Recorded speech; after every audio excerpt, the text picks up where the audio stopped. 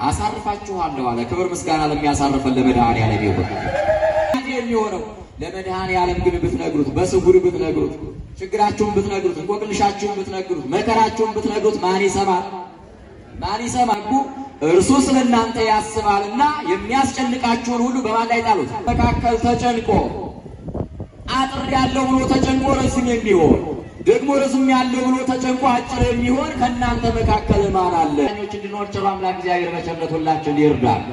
አመስጋኝነት ከኛ ተወስዷል። የእግዚአብሔር ልጆች ጨለማ ሁሉ በእርሱ ላይ ጣሉት። የቅዱስ ጴጥሮስ መልእክት አንደኛ ጴጥሮስ ምዕራፍ 5 ከቁጥር 7 ላይ በስመ አብ በስመ አብ በሉ በስመ አብ ወወልድ ወመንፈስ ቅዱስ አሐዱ አምላክ አሜን።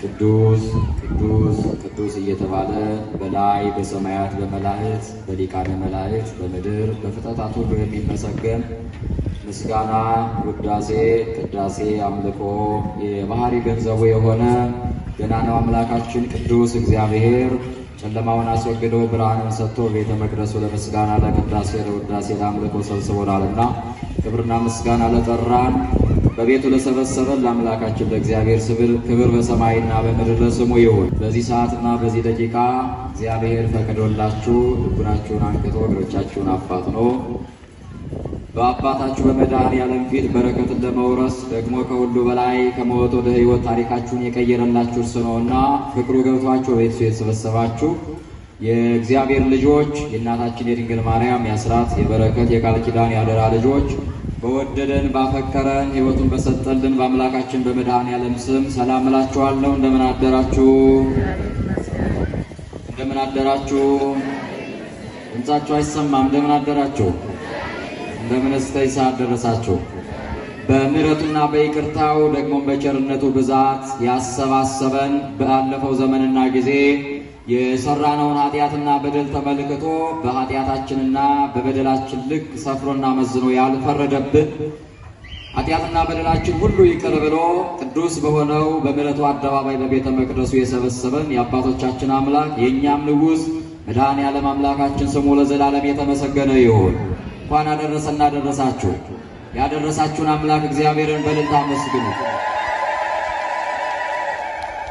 ክብርና ምስጋና አንደበታችንን ፈቶ እንድናመሰግነው ስሙን ጠርተን እንድንባረክ ለፈቀደልን ለሰማይ አምላክ ለእግዚአብሔር ክብር ይሁንልን። አትለይምና እናታችን ንጽሕተ ንጹሐን ቅድስተ ቅዱሳን ድንግል ማርያም ክብሯ ከፈጣሪ በታች ከፍጥረታት ሁሉ በላይ የሆነ የቅዱስ ኤፍሬም ምስጋናው የአባ ሕርያቆስ ቅዳሴው እናታችን ወላዲተ አምላክ ክብር ይገባታል። ክብርና ምስጋና ለእናቱ ለድንግል ማርያም ይሁንልን። ክብር ለቅዱሳኑ ይሁንልን። እንግዲህ እንደሚታወቀው ገናናው አምላክ ቅዱስ አምላካችን እግዚአብሔር እድሜ ጨምሮልን ይህንን የንስሐ ጊዜ ሰጥቶን የሌት ቅዳሴው ተቀድሶ ምስጋናው በየክፍሉ ደርሶ የመድኃኔዓለም ምሕረቱን ይቅርታውን ቸርነቱን በቅዳሴው በማህሌቱ ደግሞም በተአምሩ ስንሰማ ቆይተን ዝማሬው ተዘምሮ እዚህ ሰዓት ላይ ደርሰናል። ሁሉን በየስርዓቱና በየጊዜው እንድናከናውን ጊዜን የሰጠን የጊዜ ባለቤት እግዚአብሔር ስሙ የተመሰገነ ይሁን። ኧረ ስሙ ይክበር ይመስገን። አመስግኑት በእልልታ። ወገኖቼ የምንተነፍሰውን አየር ይህንን ቀን ይህንን ጊዜ ለሰዎች አሳልፎ ሰጥቶብን ቢሆን ቆጣሪ ተገጥሞብን ቢሆን ወገኖቼ ማን በዚህ ሰዓት ላይ ይቆም ነበረ? የሚቆጥረውን ማን ይከፍል ነበረ? ስለዚህ በነፃ ይህንን ወርቃማ ሰዓትና ጊዜ ተጨማሪ አድርገው ሰጥቶናል። ክብር ለሰጠን ለአምላካችን ለእግዚአብሔር ይሁን። አሁንም አክብሩት በእልልታ። ክብርና ምስጋና ለወደደን ከኃጢአታችን በደሙ ፈሳሽነት ላጠበን ከውድቀት ላነሳን ከስብራት ለጠገነን ከሞት በሞቱ ላዳነን ለአምላካችን ለእግዚአብሔር ክብር በሰማይና በምድር ለስሙ ይሁን። በተወሰኑ ደቂቃዎች እንማማራለን። ጌታ መንፈስ ቅዱስ የሁላችንም መዲናችንን አይምሯችንን በቅዱስ መንፈሱ ይቆጣጠርልን። እንድንሰማው የሚሰማ ጆሮን ደግሞ ሰምተን እንድናስተውል የሚያስተውል ዝነ ልቡናን እግዚአብሔር ለሁላችን ያድለን። ምክንያቱም የእግዚአብሔር ልጆች በእግዚአብሔር ቤት መምጣቱ ብቻ ፍጹም በረከትን አያሰጣም። ሙሉ በረከትን ልናገኝ አንችልም። ከመጣን አይቀር እግዚአብሔር በባሪያው በአገልጋዩ ላይ አድሮ የሚናገረውን መስማት ማድመጥ፣ ደግሞ የሰሙትና ያደመጡትን በሕይወት መተግበር ስንችል ያን ጊዜ ሙሉ በረከትን ይሰጠናልና ስለዚህ እንድንሰማው እንድናደምጠው አምላካችን እግዚአብሔር ለሁላችን ማስተዋልን ያድለን። የሚያስጨንቃችሁን ሁሉ በእርሱ ጣሉት። እስቲ ሁላችንም እንናገረው። የሚያስጨንቃችሁን በሉ ተናገሩ። የሚያስጨንቃችሁን ሁሉ በእርሱ ላይ ጣሉት። በማን ላይ ጣሉት? ምናችሁን? የሚያስጨንቃችሁን ሁሉ አለ። ይህንን ቃል አስቀድሜ በጠቀስኩላችሁ በአንደኛ ጴጥሮስ ምዕራፍ 5 ከቁጥር 7 ላይ ተመዝግቦ የምናገኘው ተስፋ የሚሰጥ እረፍት የሚሰጥ እጅግ የሚያጽናና የሚያበረታ የእግዚአብሔር ቃል ነው። ስለ ቃሉ የቃሉ ባለቤት በሰማይና በምድር ለዘላለም ስሙ የተመሰገነ ይሁን። የትምህርታችን መነሻ ይህንን አድርገን እንማማራለን። እግዚአብሔር አምላካችን የራቀውን አቅርቦ የጠመመውን አቅንቶ የተሰወረውን ገልጦ እርሱ እግዚአብሔር ያስተምረናል። እኔን አገልጋዩን ባሪያውን አቁሞ ያስተምረኛል፣ እናንተን ወዳጆቹን ደግሞ አስቀምጦ ያስተምራል። የሁላችን አስተማሪ የቃሉ ባለቤት ደግሞ የእርሱ አምላካችን እግዚአብሔር ነውና በድጋሜ እንዲያስተምረን፣ እንዲመክረን፣ እንዲገስጸን የእርሱ ቸርነት የእናቱ የድንግል መልጃና ጸሎት ሁላችን ይርዳን ያገዘን። ታላቁ ሐዋርያ ይህንን የጻፈልን ሐዋርያ ሁላችሁም እንደምታውቁት አምላካችን እግዚአብሔር በልዩ አጠራሩ በልዩ ኪነጥበቡ ለቤቱ ለአገልጋይነት ለሐዋርያነት እንደጠራው የቅዱስ ጴጥሮስን ታሪክ ስናጠና ይነግረናል። ታዲያ ይህ ታላቅ ሐዋርያ ከክርስቶስ ጋር አብሮ እየዋለ አብሮ ካደረበት እያደረ ከዋለበት እየዋለ ኢየሱስ ክርስቶስ ሕሙም ሲፈውስ የተመለከተ ጎባጣ ሲያቀና በዓይኑ ያየ ደግሞ ያየውን የጻፈ ያየውን ያስተማረ ሐዋርያ ነው። በረከቱ ለሁላችን ይድረሰን። ስለዚህ በዓለም ሁሉ ለተበተኑ በክርስቶስ ስም ለተጠሩ ለአማኞች ለክርስቲያኖች ሲጽፍ የሚያስጨንቃችሁን ሁሉ በእርሱ ላይ ጣሉ አለ። ወገኖች ይሄ ቃል እንዴት ያሳርፋል! ይሄ ቃል እንዴት ለሕሊና ለአእምሮ እንዴት ይመቻል! አእምሮን የሚያረካ እረፍት የሚሰጥ ቃል ነው ቃሉ። ሐዋርያው እያደረሰን እያሳየን ያለው ጭንቀታችን ወደሚሸከም ጭንቀታችን ወደሚጋራ ደግሞ ወደሚያሳርፈን ወደ አምላካችን ወደ እግዚአብሔር ማድረስ ነው የሐዋርያው አገልግሎት። የሐዋርያው ዓላማ ይሄ ነው። በምን እንጨነቃለን የሚለውን ማየት ለሁላችን ይጠቅመናል። ዛሬ እኔና እናንተን የሚያስጨንቀን እኔና ለእናንተ ለመጨነቅ ምክንያት የሆነን በጣም ቁጥሩ ብዙ ነው አይደል? የሚያሳርፍ ነገር ነው የጠፋው እንጂ የሚያስጨንቅ ነገር በዓለም ላይ ጠፍቶ አያውቅም። በምናየው እንጨነቃለን፣ በዓይናችን ባየነው ነገር ሁሉ እንጨነቃለን፣ በጆሮአችን በምንሰማው እንጨነቃለን፣ በተሸከምነው በኪሳችን በእጃችን ባለው በስልካችን በምናየው በምናደምጠው በማስ ሚዲያው በምንሰማው እንጨነቃለን። እግዚአብሔር አምላካችን ሁላችን ከጭንቀት በቸርነቱ ያድነን። ወገኖች ማንም አይጨነቃል ዛሬ? ማን በሰላም ያድራል? ሲጨነቅ እንቅልፍ አጥቶ በአልጋው ላይ ሲጨነቅ ሲያወጣ ሲያወር ባየው በሰማው በተመለከተው ነገር ሲጨነቅ የሚኖር በጣም ብዙ ነው። ቸሩ አምላክ እግዚአብሔር ጭንቀትን ከሁላችን ያርቅልን። ሐዋርያው ግን ጭንቀታችሁን ለማን ጣሉት አለ? በእርሱ ላይ ጣሉት አለ። የሚያስጨንቃችሁን ሁሉ በእርሱ ላይ ጣሉት አለ። ቅዱስ ጴጥሮስ እያሳየን ያለው ጭንቀታችን የሚካፈል ለጭንቀታችን መፍትሄው ቁልፉ ያለው ከማን ላይ እንደሆነ ከክርስቶስ ጋር እንደሆነ ከጭንቀት ማረፊያው ክርስቶስ እንደሆነ ጭንቀታችን ሁሉ በእሱ ላይ ስንጥለው እንደሆነ ከጭንቀት የምንገላገለው ከጭንቀት የምናርፈው እውነተኛው መፍትሄ እውነተኛው አባት እውነተኛው አሳራፊ ክርስቶስ እንደሆነ እሱን እያሳየን ያለው። ስለዚህ ጭንቀታችን በክርስቶስ ላይ ጥለን እንድናርፍ አምላካችን እግዚአብሔር ሁላችንን በቸርነቱ ይርዳል። የሚያስጨንቀን ብዙ ነው። ነገር ግን የእግዚአብሔር ልጆች ለምን እንጨነቃለን? እውነት ነው የሚያስጨንቁትን ነግሬያችኋለሁ። ነገር ግን እየተጨነቅን ያለው እግዚአብሔር ልጆች ያለንን ነገር ማወቅ ስላልቻልን ነው። ምን ስላልሆነ ነው? ያለንን ነገር የተሰጠንን ነገር ማወቅና መረዳት ደግሞ በተሰጠን ነገር መርካት ስላልቻል እንጨነቃለን። አእምሯችን በጭንቀት ሊፈነዳ ነው። ያለንንና የተሰጠንን ነገር ካለማወቃችን የተነሳ እንጨነቃለን። የእግዚአብሔር ልጆች እግዚአብሔር ሁሉን ሰጥቶናል። እግዚአብሔር ሁሉን አድርጎልናል። እግዚአብሔር ሁሉን አከናውኖልናል። ነገር ግን እኛ ካለን ይልቅ የምንጨነቀው በጥቂቱ ነገር ነው። ያለን ብዙ ነው፣ የሌለን ደግሞ ትንሽ ነው። የሞላልን ብዙ ነው፣ የጎደለን ደግሞ ጥቂት ነው። የሌለን ነገር ትንሽ ነው፣ ነገር ግን በምን እንጨነቃለን? በጥቂቱ እንጨነቃለን። የእግዚአብሔር ልጆች ከራስ ፀጉራችን እስከ እግር ጥፍራችን በሙሉ ጤንነት እግዚአብሔር ጠብቆናል። እኛ በጤንነት የጠበቀንን አምላክ እግዚአብሔርን ከማመስገን ይልቅ በጎደለችን ልብስ የምንጨነቅ ሆነናል። የእግዚአብሔር ልጆች እግዚአብሔር ካለመኖር ወደ መኖር ያመጣን ደግሞ ባሪያውና በአምሳሉ የፈጠረን አክብሮ ሰው ያደረገን በሙሉ ጤንነታችን ሙሉ ዋሶቻችን የጠበቀን እግዚአብሔርን ማመስገን ሲጠበቅብን በጥቃቅን ምክንያት ከማመስገን ይልቅ መጨነቅን አብዝተናል። ስለዚህ አምላካችን እግዚአብሔር ወደ ልቡናችን ሁላችን ይመልሰን። እስቲ ወደ ኋላ ወደ ራሳችሁ ሕይወት ተመልከቱ። የእግዚአብሔር ልጆች ምን ጎሎኛል ብላችሁ አስቡ። እግዚአብሔር በጤና ጠብቆ እያኖረን ነው። እግዚአብሔር በእድሜ እየጨመረ እያኖረን ነው። ከጎደለብን ይልቅ ያለን ብዙ ነው። ከከሰርንበት ጉዳይ ይልቅ ያተረፍንበት ጉዳይ ብዙ ነው። ስለዚህ የእግዚአብሔር ልጆች ቆም ብለን የተደረገልንን ያለንን ሙላታችንን የተሰጠንን ስጦታ ብናስበው ለምን እንጨነቃለን ለሚለው መፍትሄው ከዛ ላይ ነው ያለው። ወገኖች በሕይወታችን አመስጋኞች እንድንሆን ቸሩ አምላክ እግዚአብሔር በቸርነቱ ሁላችን ይርዳል።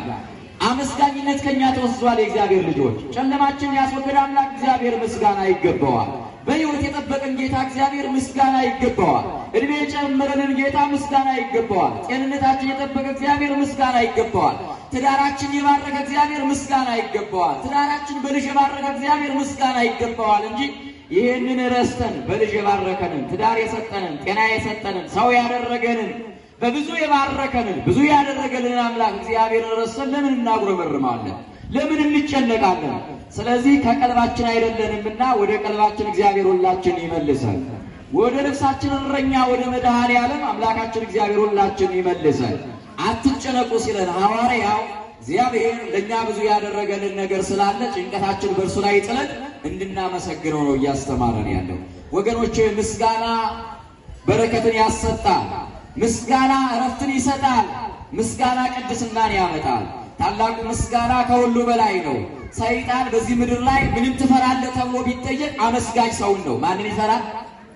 አመስጋኝ ሰውን ይፈራል። ምክንያቱም ዲያብሎስ ከማኅበረ መላእክት የተወገደበት ባለማመስገኑ የተነሳ ነው። ጨለማውን ስላነጋ ተመስገን፣ እድሜ ስለጨመርክልን ተመስገን፣ በጤና ስለጠበቀን ተመስገን፣ በልጅ ስለባረከኝ ተመስገን፣ በሰላም አውጥተህ ስለምታስገባኝ ተመስገን ብሎ በሚያመሰግን ሰው ላይ ሰይጣን እጅግ ኃይል የለውም፣ ደካማ ነው። ያንን ሰው ሰይጣን ይፈራል። ለምን? አመስጋኝ ስለሆነ ማለት ነው። ዲያብሎስ ካለማመስገኑ የተነሳ ተፈርዶበታል። የሚያመሰግን ሰው ደግሞ ይባረካልና አመስግነን እንድንባረክ ማን ይርዳን? ማን ይፍቀድልን? ልል ብላችሁ እግዚአብሔርን አመስግኑት። እንድናመሰግን ይፈቀድልን። ስለዚህ እግዚአብሔር ልጆች ምስጋና ከሁሉ በላይ ነው። ተመስገን የሚለው ቃሉ ትንሽ ሊሆን ይችላል፣ ቃላቶቹ ሊያንሱብን ይችላሉ። ነገር ግን ሐሳቡና ትርጓሜው ሰፊ ነው። ታላቁን አባት ኢዮብ እንደምትመለከቱት ባለሀብት ነበረ። በማይክሮ ሰከንድ በደቂቃዎች ውስጥ ድሃ ሆነ። ሀብቱን በሙሉ አጣ። ነገር ግን የሰጠውን አምላኩን እግዚአብሔርን ሳያማርር ተመስገን፣ እግዚአብሔር ሰጠ፣ እግዚአብሔር ነሳ፣ እግዚአብሔር የሰጠኝን እርሱ ወሰደ፣ ስለሆነው ነገር ተመስገን አለ። ንብረቱን አጥቶ ክርስቲያኖች ኢዮብ ተመስገን አለ። 10 ልጆቹን በደቂቃ አጥቶ፣ ነገር ግን እግዚአብሔር ሰጠ፣ እግዚአብሔር ነሳ፣ እግዚአብሔር የወደደውን ያድርግ፣ ስላደረገው ነገር ሁሉ እርሱ ይመስገን አለ። ራቁቴን መጣሁ፣ ራቁቴን እሄዳለሁ፣ ስለ ልጆችም እግዚአብሔር ይመስገን አለ። አልፎም በጤንነቱ ከራሱ ፀጉር እስከ እግሩ ጥፍር ድረስ በቁስል ተመታ፣ አላማረረም፣ ተመስገን አለ። የእግዚአብሔር ስም ከምስራቅ እስከ ምዕራብ ለዘላለም የተመሰገነ ይሁን አለ። ክብርና ምስጋና ለአባቶቻችን አምላክ ለእግዚአብሔር ይሁን። አሁንም እግዚአብሔርን አመስግነው። ኢዮብ በዚህ ሁሉ አመሰገነ እንጂ እግዚአብሔርን አልረገመም። እግዚአብሔርን ባረከ። ቡሩክ ስሙን እግዚአብሔር አለ። የእግዚአብሔር ስም የተባረከ ይሁን አለ። ወገኖች ዛሬ እንቅፋት ሲመታን የምናማርር፣ ትንሽ ሲጎለን የምናጉረመርም፣ ትንሽ ስናጣ ተስፋ የምንቆርጥ፣ የተደረገልን የምንረሳ፣ ውለታ የምንበላ ሆነናል እኮ እኛ ክርስቲያኖች። ስለዚህ ወደ ልቡናችን ማን ይመልሰን? እግዚአብሔር ይመልሰን። ታላቁ አባታችን ግን ሀብት ንብረቱን አጣ፣ ድሃ ሆነ፣ እግዚአብሔርን አመሰገነ። ልጆቹን አጣ፣ ተመስገን አለ፣ በምስጋና ተባረከ። ጤንነቱን አጣ፣ አመሰገነ፣ እግዚአብሔርን አላማረረም። ስለዚህ ተመስገን ማለት ማመስገን ዋጋ አለው ወገኖች። በሕይወታችን ተመስገን ማለት እንልመድ። በሕይወት ዘመናችን ተመስገን ማለት እንለማመድ። የዘወትር ስራችን ይሁን። የሚሆነው ሁሉ እግዚአብሔር የሚያደርገው ነገር መልካም ስለሆነ ስለዚህ ተመስገን እንበል። ተመስገን ብለን እንድናርፍ ማን ይፍቀድልን? እንድናመሰግን ማን ይርዳን? እግዚአብሔር ያልፈቀደለት፣ እግዚአብሔር አንደበቱን ያልፈታለት ተመስገን ብሎ አመስግኖ መባረክ አይችልም። ተመስገን ብሎ አመስግኖ ማረፍ አይችልም። ስለዚህ ደግሞ ማረፍ የምንችለው የተደረገልንን እያሰብን ተመስገን እያልን እያመሰገን ስንኖር ነው ማረፍ የምንችለውና በዘመናችን አመስጋኞች እንድንሆን ቸሩ አምላክ እግዚአብሔር ሁላችንን ይርዳን። አትጨነቁ አለ። የሚያስጨንቃችሁን ሁሉ በማን ላይ ጣሉት አለ ቅዱስ ጴጥሮስ? በማን ላይ ጣሉት? በእርሱ ላይ ጣሉት አለ፣ በእግዚአብሔር ላይ ማለት ነው። አራት ነጥቦች ብቻ እናነሳና የዕለቱ ትምህርታችን እንቋጫለን። የእግዚአብሔር ልጆች ሐዋርያው ወደ ጭንቀታችን መፍትሄ ወደሆነ ወደ እግዚአብሔር ካደረሰን በኋላ ራሱ አምላካችንም እግዚአብሔር ወርቃማ በሆነ አንደበቱ ሲናገር አትጨነቁ አለ። ምን አትበሉ አለ? በቅዱስ ማቴዎስ ወንጌል ምዕራፍ 6 ከቁጥር 32 ላይ አትጨነቁ አለ መድኃኔዓለም። ለምንድን ነው መድኃኔዓለም አትጨነቁ ያለ? ሐዋርያው ጭንቀታችሁን በእርሱ ላይ ጣሉት ያለ ለምንድን ነው የሚለውን ስናይ አራት ነጥቦችን እናያለን። የመጀመሪያው እኛ ተጨንቀን ምንም ማድረግ ስለማንችል አትጨነቁ አለ። እኛ ተጨንቀን ምን ማድረግ እንችላለን? እግዚአብሔር ልጆች የተጨነቅንበትን ነገር መፍትሄ መስጠት እንችላለን? አንችልም። ለዚህም ጥቅስ ልስጣችሁ። የቅዱስ ማቴዎስ ወንጌል ምዕራፍ 6 ከቁጥር 28 ላይ ስለ ጭንቀት ሲያስተምር ከእናንተ መካከል ተጨንቆ አጥር ያለው ብሎ ተጨንቆ ረዝም የሚሆን ደግሞ ረዝም ያለው ብሎ ተጨንቆ አጭር የሚሆን ከእናንተ መካከል ማን አለ? እናንተ በገላችሁ እናንተ በራሳችሁ በሕዋሳችሁ ማዘዝና ማድረግ የማትችሉ ከሆነ ተጨንቃችሁ ለጭንቀታችሁ መፍትሄ መስጠት የማትችሉ ከሆነ ምን አትበሉ አለ? አትጨነቁ አለ። የእግዚአብሔር ልጆች የእኛ ጭንቀት በፍጹም መፍትሄ የለውም። እኛ ስለተጨነቅ የምናከናውነው ነገር የለም። ነገር ግን ለጭንቀታችን መፍትሄ የት ላይ አለ? ከማን ላይ አለ? ከመድኃኔዓለም ላይ አለ። ራሱ አምላካችን እግዚአብሔርም አትጨነቁ አለ። ስለዚህ እኛ ተጨንቀን አጠርኩ ብለን መርዘም የማንችል ከሆነ ረዘም ብለን ማጠር የማንችል ከሆነ ደግሞ ስለተጨነቅነ የራሳችንን ጥቁሯን ፀጉራችንን ወደ ነጭ መቀየር ኃይልና ስልጣን ከሌለ ማድረግ ካልቻል ተጨንቀን በጤንነታችን ላይ መጨም ጤናማ መሆን ካልቻል ከበሽታችን መፈወስ ካልቻል ለምን እንጨነቃለን? የእግዚአብሔር ልጆች ስለተጨነቃችሁ ጤንነታችሁ የማይሟላ ከሆነ ስለተጨነቃችሁ በአካውንታችሁ ገንዘብ የማይሞላ ከሆነ ስለተጨነቃችሁ በንግዳችሁ ትርፋማ መሆን ካልቻላችሁ ለምን እንጨነቃለን ወገኖች? ስለዚህ የእግዚአብሔር ቃል እየነገረን ያለው እንዳንጨነቅ እየነገረን ያለው ተጨንቀን ለጭንቀታችን መፍትሄ ስለማንሰጥ ማድረግ ስለማንችል አትጨነቁ አለን። ይልቁንስ ወደ ማን እንጩህ? ለጭንቀታችን መፍትሄ፣ ለእንቆቅልሻችን መፍትሄ፣ ለችግራችን ሁሉ መፍትሄ ሊሰጥ ወደሚችለው ወደ ማን ሸክማችን እንጣል? ወደ መድኃኔዓለም እንጣል።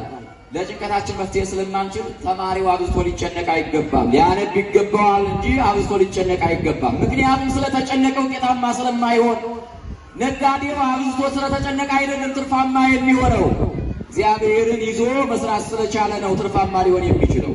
ጤና ያጣው በሽተኛው ከበሽተኛው ሊድን የሚችለው አብዝቶ ስለተጨነቀ አይደለም። ለጭንቀቱ መፍትሄ ስለማይሰጥ ወደ እግዚአብሔር በማንባት ወደ እግዚአብሔር በመጮህ እግዚአብሔርን ተስፋ በማድረግ ነው ችግሩ ሊፈታለት የሚችለው። ስለዚህ በመጀመሪያ ደረጃ የእግዚአብሔር ቃል እየነገረን ያለው እኛ ተጨንቀን ማድረግ ስለማንችል አትጨነቁ አለን። ሁለተኛ አትጨነቁ ያለን አምላካችን እግዚአብሔር ወይም ደግሞ ቅዱስ ጴጥሮስ በመልእክቱ የሚያስጨንቃችሁን በእርሱ ላይ ጣሉት ያለን ቅዱስ ጴጥሮስ ነገ የራሳችን ስላልሆነ ነው። ነገ የማን ስላልሆነ ነው? ከቃሉ ጋር ናቸው እግዚአብሔር ልጅ። ነገ የማን ስላልሆነ ነው? ነገ የእናንተ እንደሆነ እርግጠኛ የሆነ ሰው በዚህ መካከል አለ? የለም። ነገ የኛ ስላልሆነ አትጨነቁ አለን የእግዚአብሔር ልጆች። ዛሬ የእያንዳንዳችን የጭንቀት መንስኤው የእያንዳንዳችን ጭንቀቱ የሚፈልቀው የእያንዳንዳችን የምንጨነቅበት ጉዳይ ነገ ሆኗል ክርስቲያኖች። ነገር ግን ነገ የማን ነው? ነገ የማን ነው? ነገ እግዚአብሔር ነው። የኛ መቼ ነው? ዛሬ ብቻ ነው የኛ የእግዚአብሔር ልጆች። ዛሬ አሁን ነው የኛ። ዛሬ ሙሉ ቀን እንኳን የኛ እንደሆነ ማረጋገጫ የለንም። ሙሉ ቀን እንደምንውል ቀኑ በሙሉ የኛ እንደሆነ ምን እንደምንሰራ እኛ እናውቅም። ማን ያውቃል? ማን ያውቃል? እግዚአብሔር ያውቃል። እኛ ግን አናውቅም። ስለዚህ ስለ ነገ የኛ ስላልሆነ አትጨነቁ አለ። ለዚህም የቅዱስ ማቴዎስ ወንጌል ምዕራፍ 6 ከቁጥር 34 ላይ ለነገ አትጨነቁ የቀን ድካሟ ለራሷ ይበቃልና በማለት አምላካችን እግዚአብሔር ተናገረ። ስለዚህ ወገኖች ለምን ስለ ነገ እንጨነቃለን? ነገ የኛ አይደለም። ነገ የኛ መሆኑን አልተረዳን፣ አላወቅም። ነገ የኛ እንደሆነ ውል አልገባን፣ አልተስማማን። ስለዚህ ነገ የኛ መሆኑን ባላወቅነው ነገር ላይ ዛሬ በጭንቀት ለምን እናብዳለን? ዛሬ ለምን እንጨነቃለን? ዛሬ ለምን አይምሯችን በጭንቀት ይዋጣል? ዛሬን ያደረሰን እግዚአብሔርን ተመስገን እያሉ ሸክማችንን፣ ሐሳባችንን፣ ጭንቀታችንን በመድኃኔዓለም ላይ ጥለን የነገን አንተ ታውቃለህ፣ ነገ ያንተ ነው ለነገ ያልከውን አንተ ትሰጠኛለህ ብለን በእምነት መመላለስ ከኛ ይጠበቃል። ሐዋርያው ጭንቀታችሁን በእሱ ላይ ጣሉት ሲለን ደግሞ አትጨነቁ የሚለውን ቃል ስናየው የመጀመሪያው ለጭንቀታችን መፍትሄ ስለማንሰጥ፣ በሁለተኛ ደረጃ ነገ የኛ ስላልሆነ አትጨነቁ ተብለናል። ከጭንቀት አምላካችን እግዚአብሔር ሁላችን በቸርነቱ ይጠብቃል። ክርስቲያኖች ስለ ነገ ብዙዎቻችን እንወጣለን እንወርዳለን። ነገ ለብዙዎቻችን ያስጨንቀናል። ነገር ግን ክርስቲያን ማለት አማኝ ማለት በክርስቶስ ስም የተጠራ ነገ የእሱ እንዳልሆነ አውቆ ለዛሬ ያስባል። ነገ የእሱ እንዳልሆነ ተረድቶ ዛሬም ብቻ ይኖራል በምስጋና ዛሬም ብቻ ይኖራል እግዚአብሔርን በመፍራት ዛሬም ብቻ ይገለገላል እግዚአብሔርን እያሰበ መንግስቱን እያሰበ ማለት ነው። በሶስተኛ ደረጃ አምላካችን እግዚአብሔር አታስቡ ማነው አትጨነቁ ያለን ወይም ደግሞ የሚያስጨንቃችሁን በእርሱ ላይ ጣሉት ያለን አምላካችን እግዚአብሔር እርሱ ስለኛ ስለሚያስብ ነው። እርሱ ስለማን ስለሚያስብ ነው? ስለኛ ስለሚያስብ ነው። ማን ስለኛ ያስባል? ማን ያስባል? እግዚአብሔር ያስባል ወገኖቼ። ይሄውም የቅዱስ ጴጥሮስ መልእክት አንደኛ ጴጥሮስ ምዕራፍ 5 ከቁጥር 6 አንስታችሁ ስታነቡ እርሱ ስለእናንተ ያስባልና የሚያስጨንቃችሁን ሁሉ በማን ላይ ጣሉት? በማን ላይ ጣሉት? በክርስቶስ ላይ ጣሉት፣ በእግዚአብሔር ላይ ጣሉት አለን ወገኖቼ። ክብርና ምስጋና ለሚያስብልን ለመድኃኔዓለም ይሁንልን። አመስግኑት ይህንን ጌታ። ለካ እሱ ስለሚያስብልን ነው እየኖርን ያለነው ወገኖቼ። ለካ እሱ ስለሚያኖረን ነው። ለካ እሱ እያሻገረን ነው ዛሬ ላይ እየደረስነው። ሐዋርያው እየነገረን ያለው አኗሪያችን እኛ ከምናስበው በላይ የሚያስብልን የሚጨነቅልን የጎደላችንን እየሞላ የሚያሻግረን የሚያኖረን የሚያስብ የሰማይና የምድር አባት እግዚአብሔር ስላለ ምን አትበሉ አለ? አትጨነቁ አለ። እሱ ስለኛ ያስባል ወገኖቼ። እውነት ነው፣ እግዚአብሔር ያስብልናል። እግዚአብሔር አይተውንም። እግዚአብሔር ያስበናል፣ አይረሳንም። ራሱ አምላካችን እግዚአብሔርም ወርቃማ በሆነው አንደበቱ በቅዱስ ዮሐንስ ወንጌል ምዕራፍ 14 ከቁጥር 18 ላይ እነሆ ወላጅ እንደሌላቸው ልጆች አልተዋችሁም አለ። ምን አላችሁም አለ? ምን አለ? አልተዋችሁም አለ። ክብርና ምስጋና ለማይተወን ለመድኃኔዓለም ይሆንልን። ወገኖቼ ትናንት የሚያስቡልን ዛሬ ረስተውናል። ትናንት የሚያግዙ ዛሬ ትተውናል። ትናንትና ከጎንነን አይዞ ያንተ ጉዳይማ በኔ ላይ ጣለው ያሉ እነሱ ሰልችተው ጥለውናል። መድኃኔዓለም ግን ምን አይለንም? አይተውንም፣ አይሰለቸንም። ትከሻው እኛን የሚሸከምበት አይጎልትም፣ አይሰለቸንም። ወገኖች ክብርና ምስጋና ለማይተወን ለመድኃኔዓለም ይሆንልን። ማን እንደ መድኃኔዓለም የተሸከመን አለ? ማን እንደ መድኃኔዓለም ያሰበልን አለ? ማን እንደ መድኃኔዓለም ከእናታችን ማኅፀን ጀምሮ እስካሁን ድረስ ማን ችሎናል? ማን አስቦልናል? ወገኖች እስቲ ወደ ኋላ እናስብ። ውሃና ደምን አርግቶ በእናታችን ማኅፀን 9 ወር ከ5 ቀን እየተንከባከበ ውሃውን እንዳንቀር በዛው ጨለማው በልቶን እንዳይቀር እርሱ እየጠበቀ እርሱ እየተንከባከበ ዛሬን ያደረሰን ማነው ወገኖች? እርሱ እኮ ነው። ስለዚህ አይተወንም። ክብር ለማይተወን ለመድኃኔዓለም ይሁን። አሁንም አመስግኑት እግዚአብሔር እርሱ ስለሚያስብልን ክርስቲያኖች። ስለዚህ ሐሳባችንን ጭንቀታችንን በማን ላይ እንጣለው? በእግዚአብሔር ላይ እንጣለው። ወገኖቼ እናንተ ስላሰባችሁ አይደለም ልጆቻችሁ የሚያድጉት። እናንተ ስላሰባችሁ ብቻ አይደለም የንግድ ቦታችሁ የሚሰፋው። እናንተ ስላሰባችሁ ብቻ አይደለም ትዳራችሁ ሰላም የሚሆነው። እናንተ ስለተጨነቃችሁ ብቻ አይደለም ወጣችሁ የምትገቡ። እናንተ ስላሰባችሁ ስላወጣችሁ ስላወረዳችሁ ስለተጨነቃችሁ አይደለም ተናግራችሁ የምትደመጡት ሰላም የምታገኙት እረፍት የምታገኙት ስለተጨነቃችሁ አይደለም። የሚያስብላችሁ መድኃኔዓለም ስላለ ነው። ስለሚያስብላችሁ ነው። ደግሞ አልተዋችሁም ስላለ ነው፣ ስላልተወን ነው።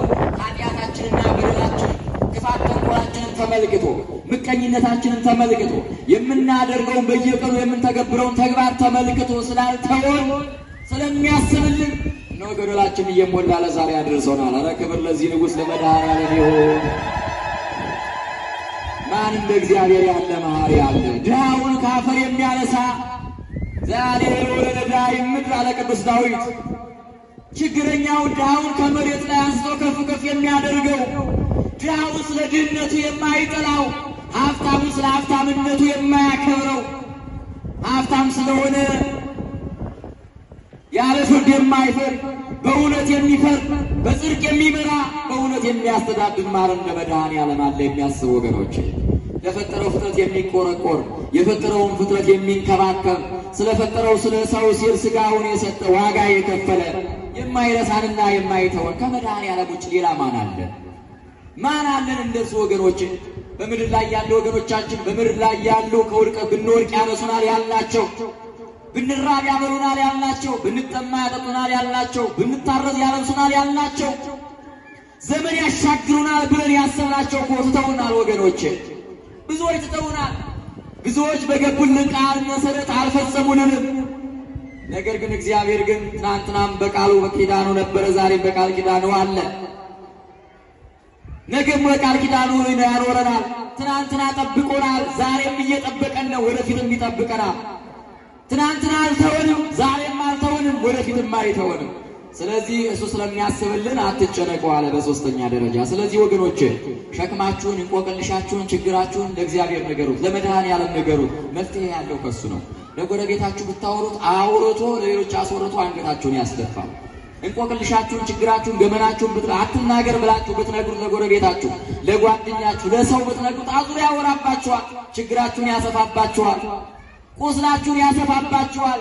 እንባችሁ እንዳይደርቅ ምክንያት የሚሆነው ለመድኃኔዓለም ግን ብትነግሩት፣ በስውር ብትነግሩት፣ ችግራችሁን ብትነግሩት፣ እንቆቅልሻችሁን ብትነግሩት፣ መከራችሁን ብትነግሩት ማን ይሰማል? ማን ይሰማል? ማን ያደምጣል? እርሱ ይሰማና እውነተኛውን መፍትሄ ይሰጣችኋል። እረፍት የነሳችሁን ነገር፣ ሰላም ያሳጣችሁን ነገር፣ ያቀረቀራችሁበትን ጉዳይ ለእሱ እግዚአብሔር መፍትሄ አለው። የእኛ ችግር ከእግዚአብሔር በላይ አይደለም። የእኛ መከራ፣ የእኛ መፈተን፣ የእኛ ውጣ ውረድ ከእግዚአብሔር በላይ አይደለም። ከእኛ በላይ ሊሆን ይችላል፣ ከእግዚአብሔር በላይ ግን አይደለም። ለእኛ ከብዶ ሊሆን ይችላል፣ ለእግዚአብሔር ግን ቀላል ነው። ለእኛ አንባልብተንበት ሊሆን ይችላል፣ እግዚአብሔር ግን በቃል የእኛን ጎደሎ ይሞላል። ስለዚህ ጭንቀታችን ሁሉ ለማን እናሳርፍ? በማን ላይ እናርገው?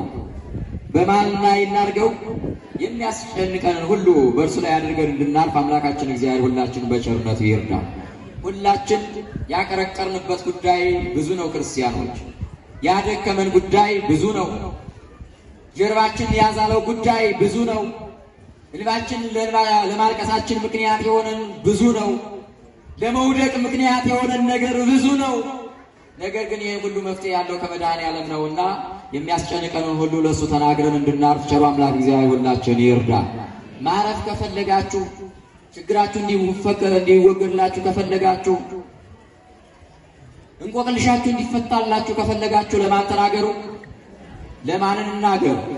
ሰምቶ ከንፈሩን መጥቶ ዝም የማይል መድኃኔዓለም ብቻ ነው። ሰምቶ ዝም አይል የመፍትሄ አባት ነው። መፍትሄ ይሰጠናል። እንባችንን ወደ ደስታ ሳቅ ይቀይርልናል። ስለዚህ ወደማይረሳን ወደማይተወን ወደ እሱ እንማዘን። በአራተኛ ደረጃ የሚያስጨንቃችሁን ሁሉ ወደ እርሱ ጣሉ ሲል እግዚአብሔር ቃል ራሱ አምላካችን እግዚአብሔር አንትሙሰ ህሱ መንግሥቶ ወጽድቆ፣ እናንተስ አስቀድማችሁ መንግስቱንና ጽድቁን ፈልጉ አለ። ምኑን ፈልጉ አለ? መንግስቱንና ጽድቁን አለ። ምክንያቱም አምላካችን እግዚአብሔር አትጨነቁ ሲለን፣ በሐዋርያው ላይ አድሮ ጭንቀታችሁን ለእኔ አምጡ ሲለን፣ እግዚአብሔር ወደፊት ምንን አዘጋጅቶልናል? መንግስቱንና ጽድቁን ሊያወርሰን፣ መንግስቱን ሊሰጠን፣ ጽድቁን ሊያወርሰን እግዚአብሔር የታመነ አምላክ ነው። በቅዱስ ማቴዎስ ወንጌል ምዕራፍ 6 ከቁጥር 33 አንስታችሁ ስታነቡ እናንተስ አስቀድማችሁ መንግስቱን ጽድቁን ሹ ለምኑ፣ ሌላ ሁሉ ይጨመርላችኋል። በዚያው አያይዞ ነፍስን የፈጠረ ምግብን፣ ሰውነትን አካልን የፈጠረ ልብስን አይከለክልምና እናንተ መጓጓት፣ መናፈቅ፣ መውስራት ያለባችሁ ለምን ነው አለ እግዚአብሔር? መንግስቱን ጽድቁን ለመውረስ ነው ወገኖች። ስለዚህ ክርስቲያኖች መድከም ያለባችሁ፣ መውጣት መውረድ ያለባችሁ፣ መጨነቅ ያለባችሁ፣ መድከም ያለባችሁ ለምንድን ነው? ለዳቦ ነው? ለእንጀራ ነው? ለመኖሪያው አይደለም ወገኖች። ምኑን ለመውረስ ነው? ምኑን ለመውረስ ነው?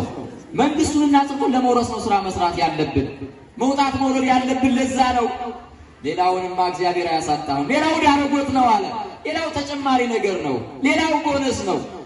ምክንያቱም በዚህ ምድር ላይ የምንኖርበት ጊዜያዊ ስለሆነ ቋሚ ሀብታችን፣ ቋሚ ሀገራችን በየት ነው? በየት ነው ክርስቲያኖች? በላይ በሰማያት ነው። ስለዚህ ለጊዜያዊ ቤታችን እንጨነቅ ወይስ ለዘላለማዊ ቤታችን?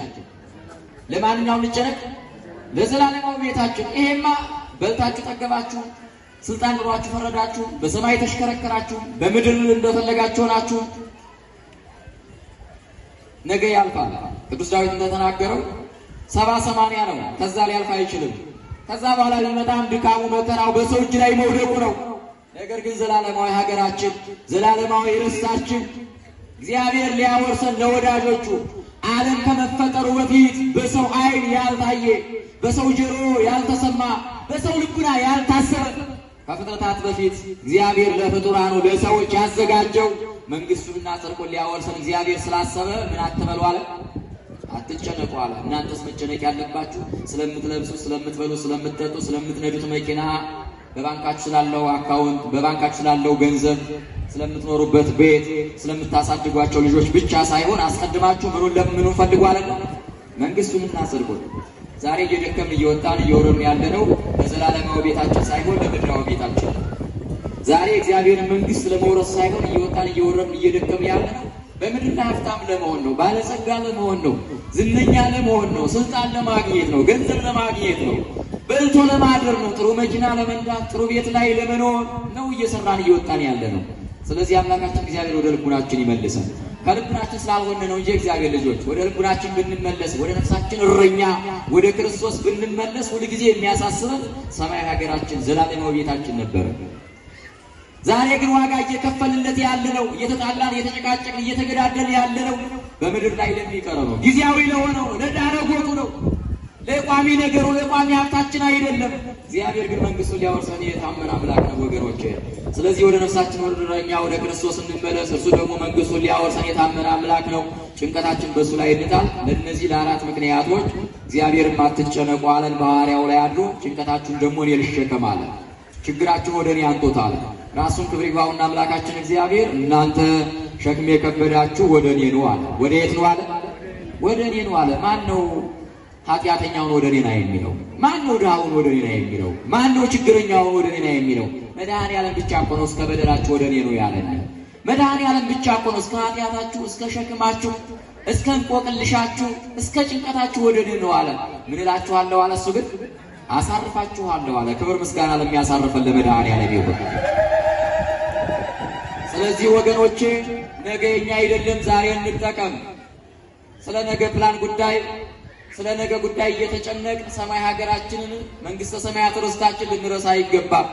ስለ ነገ ፕላን እያደረግን ስለ ነገ እየተጨነቅ ደግሞ ተጨንቀን በማናደርገው ጉዳይ ላይ እየተጨነቅ ራሳችንን ቢዚ አድርገን ከእግዚአብሔር ጋር ተጣልተን እንዳንኖር ቸሩ አምላክ እግዚአብሔር ማስተዋል ለሁላችን ያድለን። የሚያስጨንቃችሁን ሁሉ በእርሱ ላይ ጣሉት አለ ቅዱስ ጴጥሮስ። ስለዚህ ጭንቀት ያለባችሁ መከራ ያለባችሁ የኔ መከራ መቼ ነው የሚያልፈው? ፈተና መቼ ነው የሚወገደው? እንቆቅልሽ መቼ ነው የሚፈታው? እንባዬ መቼ ነው የሚታበሰው? ጩኸቴ መቼ ነው የሚሰማው የምትሉ ካላችሁ ለማን ንገሩት? ለመድኃኔዓለም ተናገሩ። ችግራችሁ ሁሉ ይወገዳል። ለእርሱ ተናግሮ ያፈረ የለም። ወደ እርሱ ጮሆ እንባው ያልታበሰለት የለም። ጎደሎ ያልሞላለት የለም። ከውድቀቱ ያልተነሳ ማን አለ? መድኃኔዓለምን ጠርቶ ለሰው ብትነግሩት አስቀድሜ እንደነገርኳችሁ ነው። ጎደሏችሁን አይቶ ላይሞላላችሁ ይችላል። እግዚአብሔር ግን አይቶ ዝም የሚል አምላክ አይደለም። እግዚአብሔር ግን ተመልክቶ ስቆ ለሳቂዎች የሚያሳይ አምላክ አይደለም። በስውር የነገራችሁትን ጎደሏችሁን እርሱ በስውር ጎደሏችሁን ይሞላል። ጭንቀታችሁን ያስወግዳል፣ ከመከራ ያሳርፋችኋል። ወደ አሳራፊያችን ወደ መድኃኔዓለም እንድንመለስ አምላካችን እግዚአብሔር ማስተዋል ለሁላችን ያድለን። ያስተማረን የመከረን በቃሉ ያሳረፈን የፍጥረታት ሁሉ ባለቤት መድኃኔዓለም አባታችን ስሙ ለዘላለም የተመሰገነ ይሁንልን። ማለዳችንን ባርኮና ቀድሶ የዕለት ቁርሳችንን ይህንን የመሰለ ቃሉን መግቦናል። ስለ ቃሉ ስለመገበን ስለቀደሰን በቃሉ ስላሳረፈን የቃሉ ባለቤት መድኃኔዓለም ኢየሱስ ክርስቶስ ስሙ በሰማይና በምድር ለዘላለም የተመሰገነ ይሁን። ያስተማረን እግዚአብሔር ስሙ ይክበር ይመስገን። ወስብሐት ለእግዚአብሔር ወለወላዲቱ ድንግል ወለመስቀሉ ክቡር። ይቆየን። እግዚአብሔር ስም ከምስራቅ እስከ ምዕራብ ለዘላለም የተሁሉ። ስለዚህ ወገኖቼ ነገ የኛ አይደለም፣ ዛሬ እንጠቀም። ስለ ነገ ፕላን ጉዳይ ስለ ነገ ጉዳይ እየተጨነቅ ሰማይ ሀገራችንን መንግስተ ሰማያት ርስታችን ልንረሳ አይገባም። ስለ ነገ ፕላን እያደረግን ስለ ነገ እየተጨነቅ ደግሞ ተጨንቀን በማናደርገው ጉዳይ ላይ እየተጨነቅ ራሳችንን ቢዚ አድርገን ከእግዚአብሔር ጋር ተጣልተን እንዳንኖር ቸሩ አምላክ እግዚአብሔር ማስተዋል ለሁላችን ያድለን። የሚያስጨንቃችሁን ሁሉ በእርሱ ላይ ጣሉት አለ ቅዱስ ጴጥሮስ። ስለዚህ ጭንቀት ያለባችሁ መከራ ያለባችሁ የኔ መከራ መቼ ነው የሚያልፈው? ፈተና መቼ ነው የሚወገደው? እንቆቅልሽ መቼ ነው የሚፈታው? እንባዬ መቼ ነው የሚታበሰው? ጩኸቴ መቼ ነው የሚሰማው የምትሉ ካላችሁ ለማን ንገሩት? ለመድኃኔ ዓለም ተናገሩ፣ ችግራችሁ ሁሉ ይወገዳል። ለእርሱ ተናግሮ ያፈረ የለም፣ ወደ እርሱ ጮሆ እንባው ያልታበሰለት የለም፣ ጎደሎ ያልሞላለት የለም፣ ከውድቀቱ ያልተነሳ ማን አለ መድኃኔ ዓለምን ጠርቶ? ለሰው ብትነግሩት አስቀድሜ እንደነገርኳችሁ ነው። ጎደሏችሁን አይቶ ላይሞላላችሁ ይችላል። እግዚአብሔር ግን አይቶ ዝም የሚል አምላክ አይደለም። እግዚአብሔር ግን ተመልክቶ ስቆ ለሳቂዎች የሚያሳይ አምላክ አይደለም። በስውር የነገራችሁትን ጎደሏችሁን እርሱ በስውር ጎደሏችሁን ይሞላል። ጭንቀታችሁን ያስወግዳል፣ ከመከራ ያሳርፋችኋል። ወደ አሳራፊያችን ወደ መድኃኔ ዓለም እንድንመለስ አምላካችን እግዚአብሔር ማስተዋል ለሁላችን ያድለን። ያስተማረን የመከረን በቃሉ ያሳረፈን የፍጥረታት ሁሉ ባለቤት መድኃኔ ዓለም አባታችን ስሙ ለዘላለም የተመሰገነ ይሁንልን። ማለዳችንን ባርኮና ቀድሶ የዕለት ቁርሳችንን ይህንን የመሰለ ቃሉን መግቦናል። ስለ ቃሉ ስለመገበን ስለቀደሰን በቃሉ ስላሳረፈን የቃሉ ባለቤት መድኃኔ ዓለም ኢየሱስ ክርስቶስ ስሙ በሰማይና በምድር ለዘላለም የተመሰገነ ይሁን። ያስተማረን እግዚአብሔር ስሙ ይክበር ይመስገን። ወስብሐት ለእግዚአብሔር ወለወላዲቱ ድንግል ወለመስቀሉ ክቡር። ይቆየን።